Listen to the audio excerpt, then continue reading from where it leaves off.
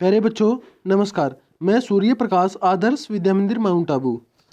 आज संस्कृत की online classes में एक बार फिर से आप सभी का स्वागत है। तो बच्चों, पिछली वीडियो में हमने षष्ठः पाठः सदाचारः उस पाठ को हमने पूरा कर लिया है। उसका अभ्यास, उसका अनुवाद सब कुछ हमने कर लिया है।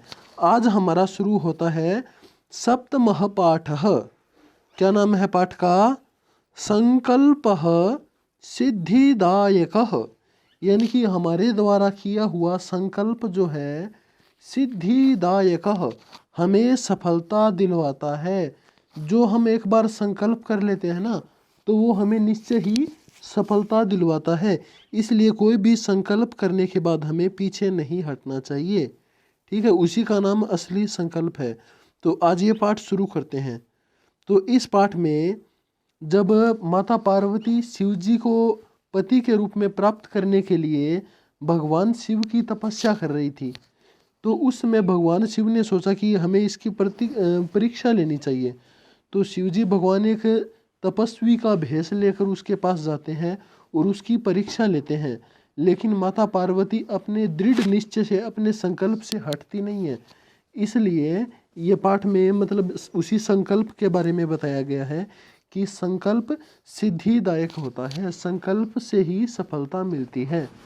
ठीक है, तो आज ये पाठ हम अभी शुरू करते हैं। तो सबसे पहले लिखा है, पार्वती शिवम पति रूपेण अवांछत। पार्वती ने क्या किया? शिवम का मतलब शिव को, पति रूपेण अवांछत, चाहा पति के रूप में। किसको? भगवान शिव को। माता पार्वती ने शिव जी को पति के रूप में प्राप्त करने की इच्छा की थी। एतद अर्थम सा तपस्याम कर्तुम इच्छत। इसके लिए उसने क्या सोचा? तपस्याम कर्तुम इच्छत, तपस्या करना। इच्छत का मतलब होता है चाहा। एतद अर्थम, इसके लिए। सा का मतलब उसने, माता पार्वती ने। तपस्याम कर्तुम इच्छत, तपस्या करना चाहा, तपस्या करने का सोचा।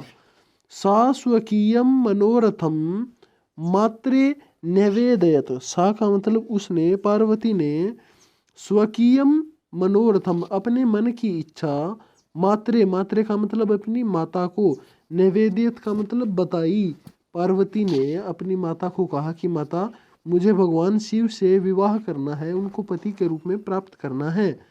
तत्श्रुत्वा माता मेना चिंताकुला अभवत। ये सब सुनकर पार्वती की माता मेना जो थी, उसको चिंता हो गई। चिंता आकुला, यानी कि वो टेंशन में आ गई। उसको चिंता हो गई कि वो शिव है, वो तो शमशान में, पहाड़ों में रहने वाला है, उसके साथ हमारी बेटी की शादी कर देंगे तो वो किस तरह से रहेगी।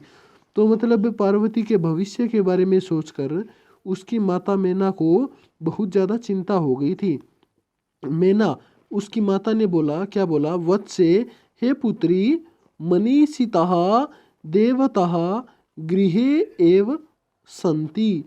मनीषिता, मनीषिता का मतलब मन के द्वारा, ईशिता का मतलब चाहे हुए, देवता माने देवता लोग, गृहे एव सन्ति, यानी कि ये जो देवता लोग हैं ना, ये सभी के सभी अपने घर में ही है। इसके लिए मतलब तपः कठिनम भवति, तपस्या जो है ये बहुत ही ज़्यादा कठिन होती है। पार्वती की माता कहती है, पुत्री, मन से चाही हुई जो चीज़ है वो देवता गृहे एवं संति, घर पे ही आ जाते हैं, घर पे ही आके वो चीज़ दे देते हैं। तपः कठिनम भवति, और जो तपस्या होता है ना, वो बहुत ज़्यादा कठिन होता है। तव शरीरम सुकोमलम वर्तते, और जो तुम्हारा शरीर है वो कैसा है? सुकोमल है, बहुत ही ज़्यादा कोमल शरीर है तुम्हारा।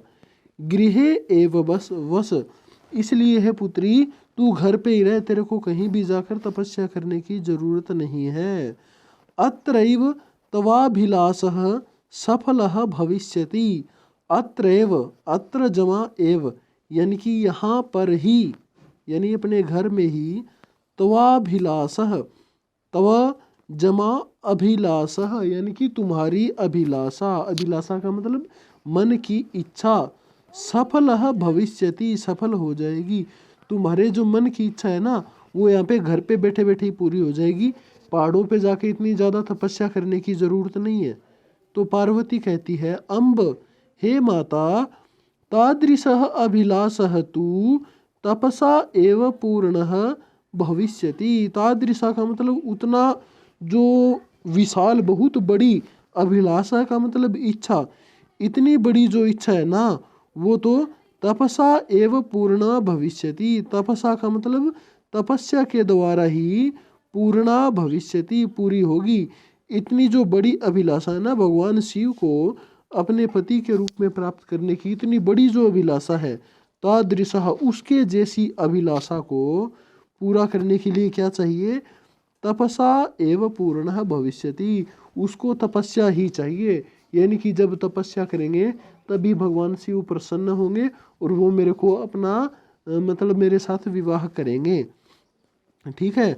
अन्यथा तादृशम पतिम कथम प्राप्स्यामि। अन्यथा का मतलब बिना तपस्या किए, अन्यथा का मतलब दूसरी प्रकार से, तादृशम का मतलब उसके जैसे, शिव के जैसे, पतिम का मतलब पति को, कथम प्राप्स्यामि किस प्रकार से प्राप्त करूंगी।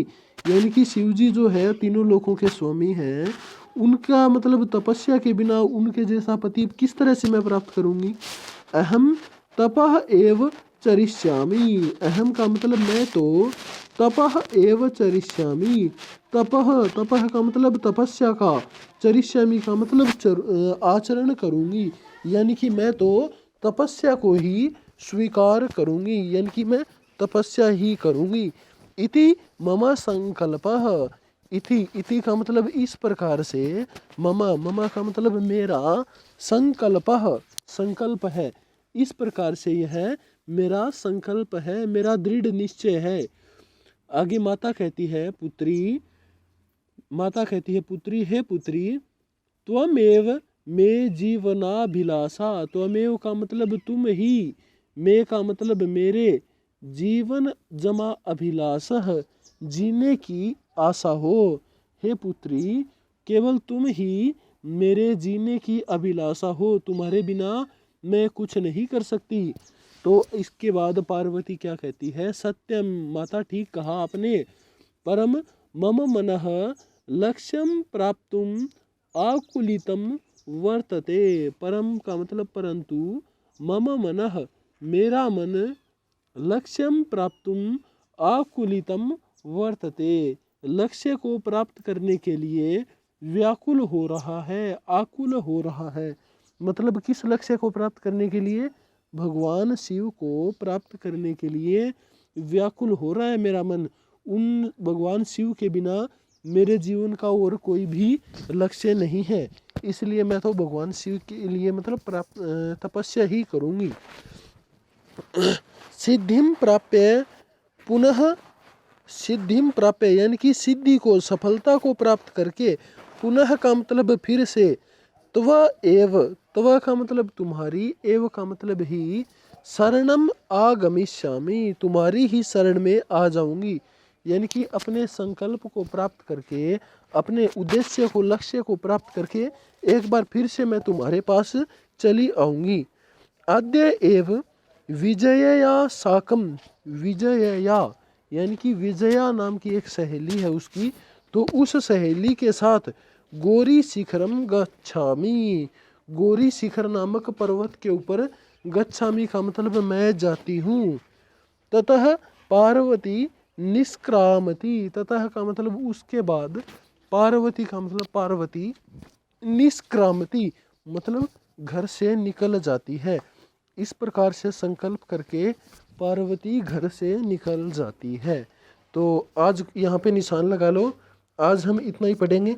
बाकी घर से निकलने के बाद पार्वती आगे क्या करेगी, तपस्या कैसे करेगी, और उसके बाद भगवान शिव उसकी परीक्षा कैसे लेंगे, तो ये सभी हम अगली वीडियो में करेंगे। तो ठीक है बच्चों, तब तक के लिए धन्यवाद।